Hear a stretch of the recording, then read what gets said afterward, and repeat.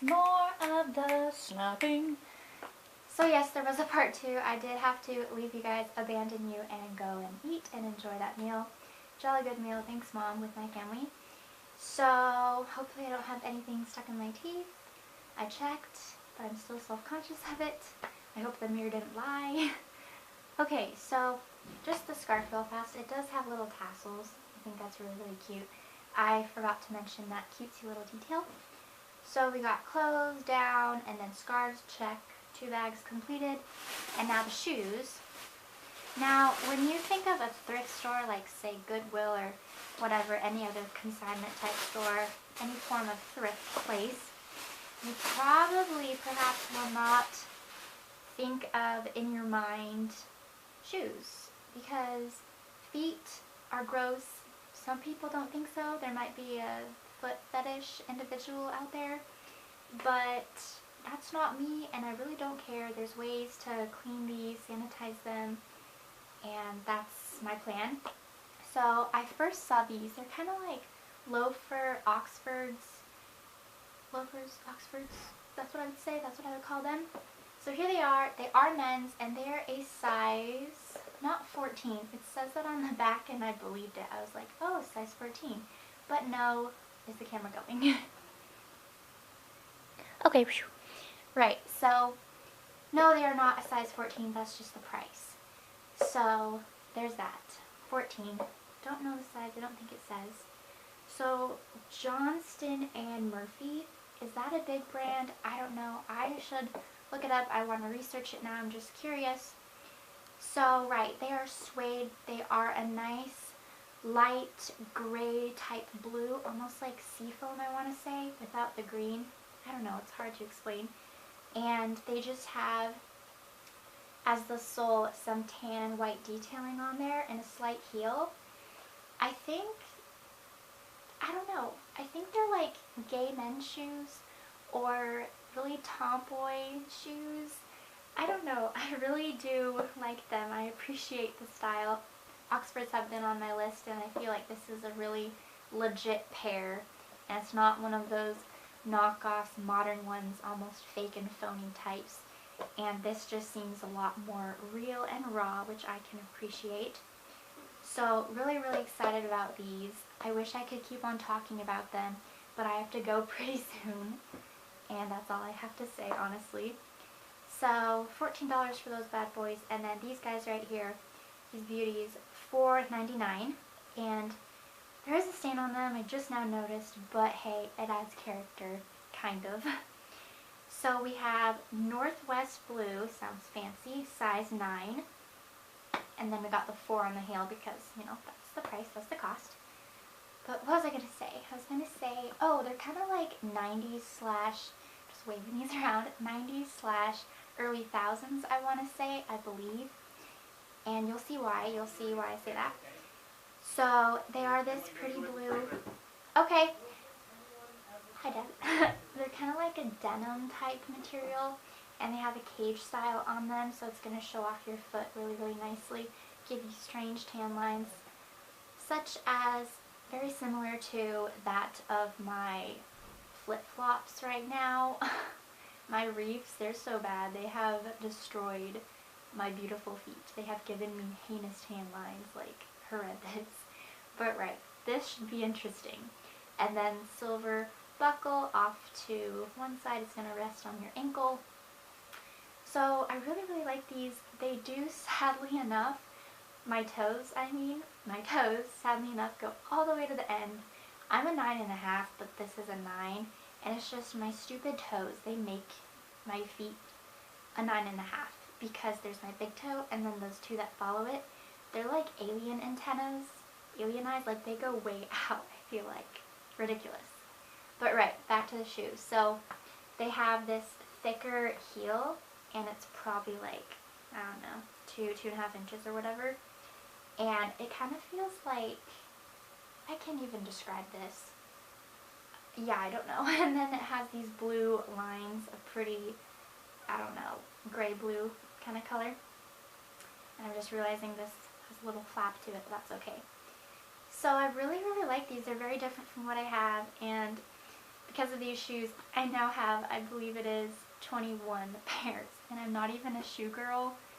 That sounds so bad. That makes me sound like a shopaholic, which I probably am, which is probably true.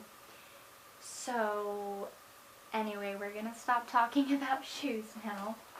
So let's just go to this bag right here. A lot more exciting and a lot cuter than those other bags, the traditional Goodwill bags. So a reusable bag, it's been on my list for so long now. I can't even tell you guys. And I feel like this is just the perfect one. This will be good for groceries, for this and that and the next thing. It will be good for shopping just in general, like what I just did. At least it'll be able to hold some things, at least. And it looks very vintagey. I'll just read it to you guys. The front and the back look like they're the same. From the heart of John Steinbeck's, I think, historic cannery row, candles and clay, a classic specialty shop since 1995, so 2 years off of me, 2 years before. And then 700 Cannery Row, Monterey, California, and then just the phone number, and I believe the back is the same. I'm just skimming it, and I think so. So right, it just has this person, little cartoon surrounded by candles and a clay pot type thing. I really know my art. I promise, I like art. And yeah, it's just like kind of canvas, kind of like burlap almost. So a nice tan cream kind of color with some red siding and border detailing. And then these are really unique, the handles. They're kind of like wooden, plasticky, kind of like a combination. They're just tan, and I really like the way that it's connected. It's got these little red strips. And just the handle, it's really unique. It's kind of like a square shape. Haven't seen anything like this. Glad that I was able to spot it and steal it. And now let's go to the inside, only after I tell you the price, which is $3.99.